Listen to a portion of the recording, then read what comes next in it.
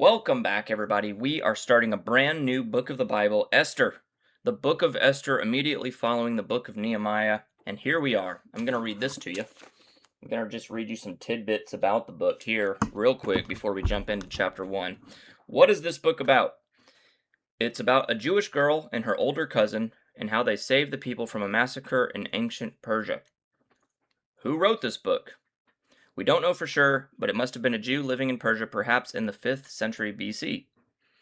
When did it happen? This happened around 480 BC. Where does this book fit? The story of Esther takes place during the period after the exile when some Jews had returned to Jerusalem but others remained in Persia. Some of the key characters that you will see in the book of Esther are, of course, Esther, Mordecai, who was Esther's cousin and guardian, King Xerxes, who is the king of Persia, and Haman, who is the villain. Alright, verse 1 says this: These events happened in the days of King Xerxes, who reigned over 127 provinces, stretching from India to Ethiopia. At that time, Xerxes ruled his empire from his royal throne at the fortress of Susa.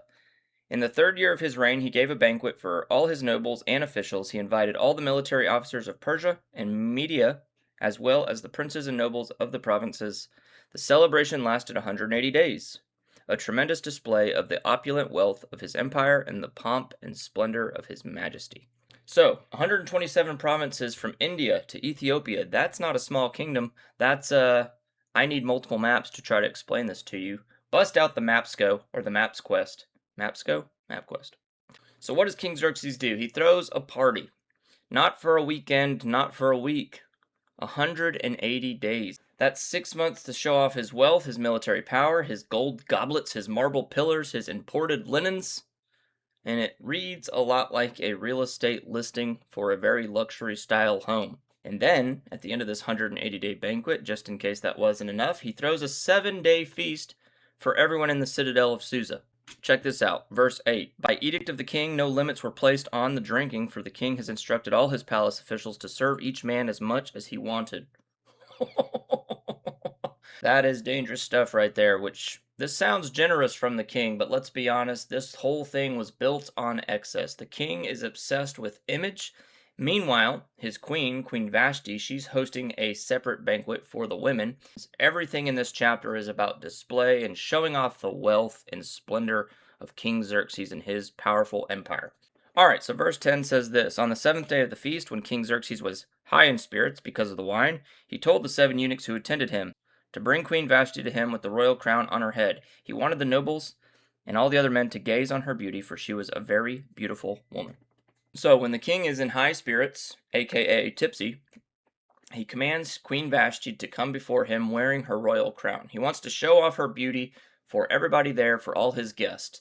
And this is not a gentle request. This is a public summons in front of a bunch of drunk nobles. So Queen Vashti is being called in as part of the entertainment, and she is not about it. Because in verse 12 it says, But when they conveyed the king's orders to Queen Vashti, she refused to come. This made the king furious, and he burned with anger. Queen Vashti refused. That's it. No speech, no dramatic monologue, just, nah, I'm good. I don't want to come. Now, in the culture of this time, that was shocking. Nobody disobeyed the king, especially a king as powerful as this. You don't just say no to the most powerful man in the empire. And yet, Queen Vashti does. So the king, he becomes furious. He's not slightly irritated. He's not mildly embarrassed. He is furious. He is PO'd. And here's where it becomes almost darkly humorous. He calls in his wise men because apparently one no now requires a national policy meeting. Bring the board of the empire together. Let's talk about this. One advisor basically tells King Xerxes, if this gets out, women everywhere are going to start disrespecting their husbands, and we can't have that. So things sort of escalate quickly. They basically issue an empire-wide decree to all 127 provinces, declaring that every man should be the master of his own household. Think about that. An international law because one man couldn't handle being embarrassed at a party. That is pride on a global scale. Then they banish Queen Vashti. She's just like that. She's removed as the queen. The throne is vacant, and the stage is set for Esther. And that is where chapter 1 concludes. Obviously, in chapter 2, we will meet the book's namesake, Esther. But for now, when I read chapter 1, when I read through this, I didn't think about Esther.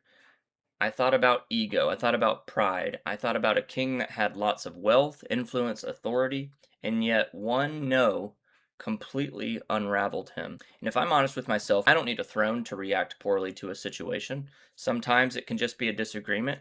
Sometimes it can be a correction that you're just like, oh, you're right, but it still triggers me. It still makes me angry. And sometimes it's maybe just a moment where you feel challenged in a situation. Like, whatever the reason, suddenly it's not about the issue anymore. It's about your image. It's about protecting your pride and your own ego. You start thinking, how dare you?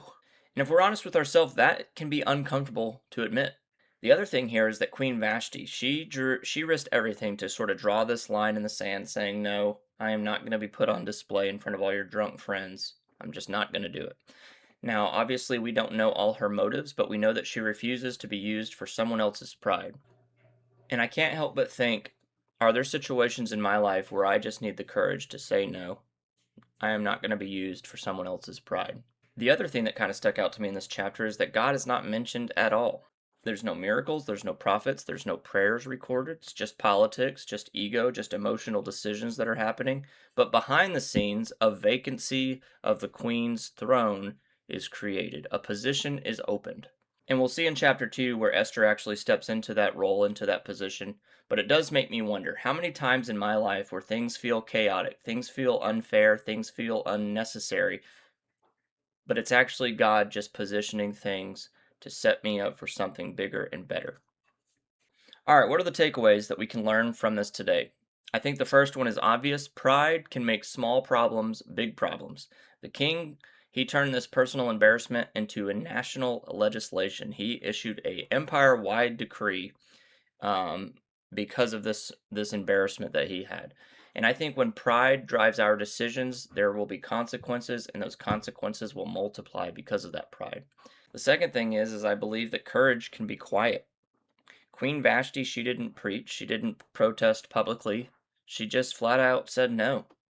And sometimes courage is simply not participating in what compromises you. Third thing is, God is at work even when he's not obvious. Esther 1, in a lot of ways, feels secular, it feels administrative, it feels political.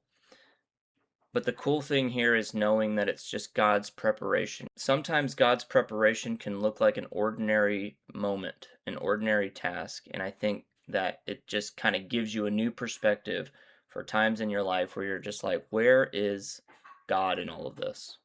So that's just kind of cool. And last but not least, I think emotional reactions can create some real long-term consequences. All it takes is just one angry night, one bruised ego, one rushed response where you're not really thinking things through. You're reacting emotionally because someone has angered you. We've all been in that position where we've replied to that text or that email a little bit too quickly. We've all said things a little too sharply. And I think it's important that slowing down can save some real damage. So maybe for us today, the invitation is a simple one. Respond with humility, hold on to your integrity, and trust that even when God feels hidden, he is not absent. Won't he do it?